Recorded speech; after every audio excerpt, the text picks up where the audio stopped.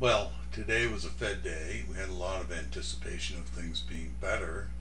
We got up to the top, we got a divergence, and the market dropped off early. What I wanted to show you was some of our times. Now, we talk about trading on certain time frames.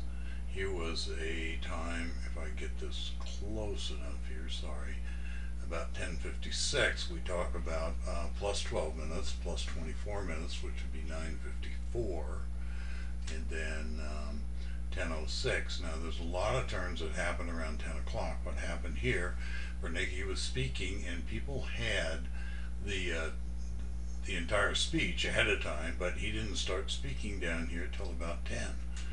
And you can see the 10:06 time frame, which is right here, 10:08. So within a minute or two here is where we got the bottom. Now, historically, if you go back and look at most of your trading days, you'll find that 10 o'clock or 10:06 is a great turning time, basically because a lot of the professional traders and the brokers are trained not to take a trade before 10 o'clock. They want to see where the market's going for 30 minutes, and these things happen basically because the market is set up based on the belief of the people trading it. And a lot of beliefs are a little squirrely and not quite right, but since you don't really care why the market's doing what it's doing, this was a great long trade. You can also see there's a great divergence here. Here was the low of the morning, right at 10:03, and then 10:06 it took off, and I'll just move this ahead a little bit, and you can see what a nice trade. Now again, what we've talked about many times, it goes up and bounces off the 49 moving average.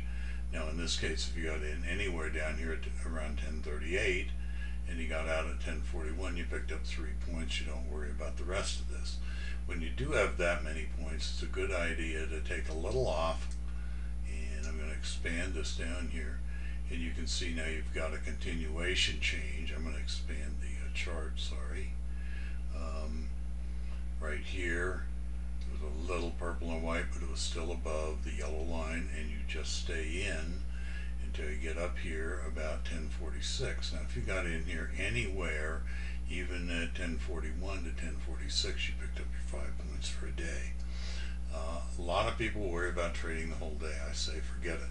You pick this much off the market, you pick up your marbles and go home and go play golf, which is what I did with my friend Jamie Zimmeron, who is an LPGA pro, and we just had a great day playing golf. So just remember that this market turn, which you see here, coming down around 10 o'clock, there are a great number of turns. And one of the ways you learn to get this feel for the market is to watch day after day after day. Now I'm going to back this up and see if I can find 10 o'clock yesterday.